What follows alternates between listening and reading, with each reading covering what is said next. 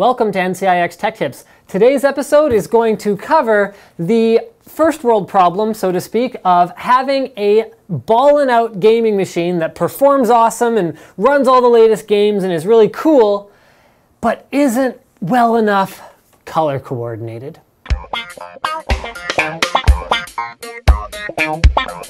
Now, when it comes to picking parts, there's there's a little bit wrong, and there's right, and then there's like really, really wrong. So this is sort of a little bit wrong. We've got a green color schemed board. We've put some, bright freaking red memory modules in it, and we've got a graphics card that's mostly blue color scheme. So it doesn't, it doesn't really look like it works great together, but it's also not the end of the world.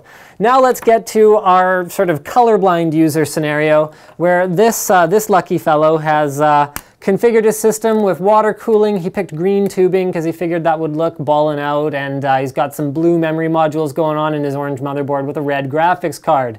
I think we can all agree that this is just terrible.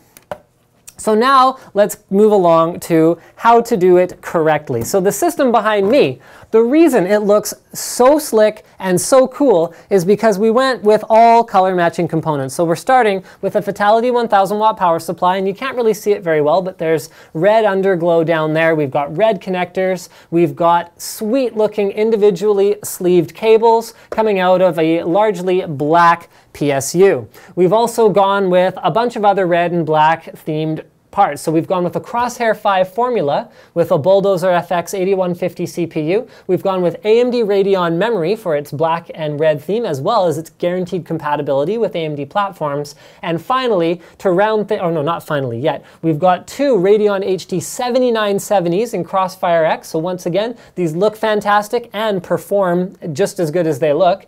And finally, we've got an AMD liquid cooler that happens to have some AMD branding elements that also make the whole thing look really good. Now this is just an OCD touch, but I went with two Wildfire SSDs in RAID 0, so I'll show you guys those with an overlay here, and those round out the overall color scheme.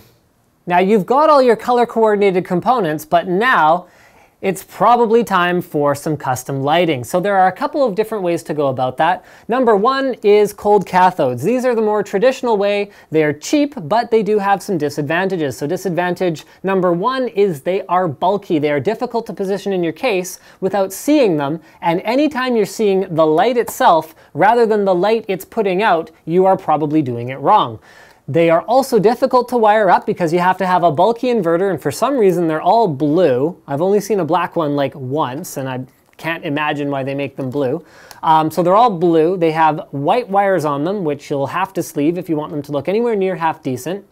And they all come with the power connectors for the inverter. Remember, an inverter takes DC and turns it to AC power with a PCI bracket thing that I don't want to use when my computer's on. I want my lights on. It's that simple. So there's all of those disadvantages, plus the fact that they're notoriously unreliable. The lights themselves die. And I mean, this isn't a knock on any of the manufacturers of them. They're just a less reliable technology. And the inverters also, almost everyone I've ever seen outputs one side brighter than the other one, so it's very difficult to get even lighting. So I know that was a terrible sales pitch, but don't worry, I'm moving into something else. BitPhoenix Alchemy LED strips. These solve pretty much every problem that cathodes have. In addition to being much lower profile, coming with high quality 3M adhesive, being brighter, plugging directly into your 12-volt DC power, and lasting longer, casting more even lighting. They also don't consume as much power and don't output as much heat into your computer.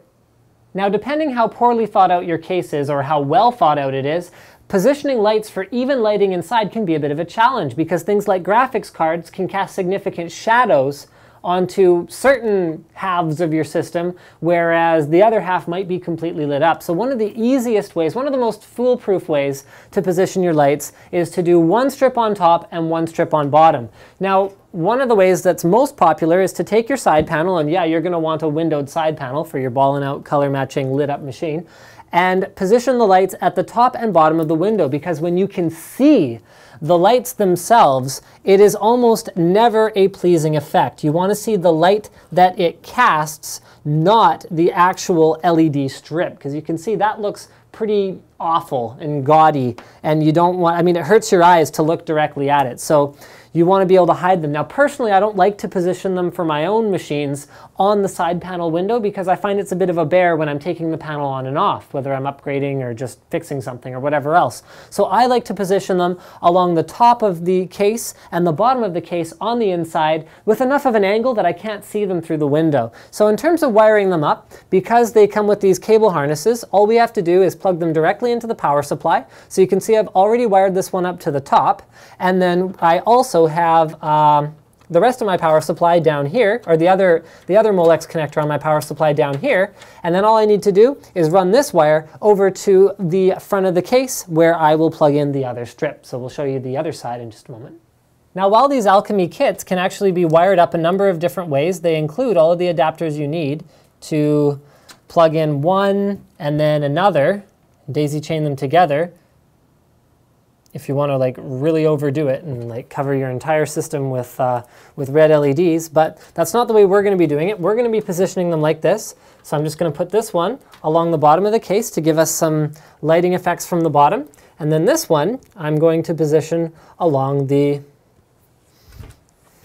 plugged in portion of the light that works better if you actually plug it into a 4-pin peripheral connector. We good? We cool?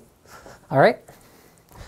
So this one I will then position along the top, and we're going to show you guys some night glamour shots and all that, but I think you can already see that it looks pretty cool with the lighting effects that we've added.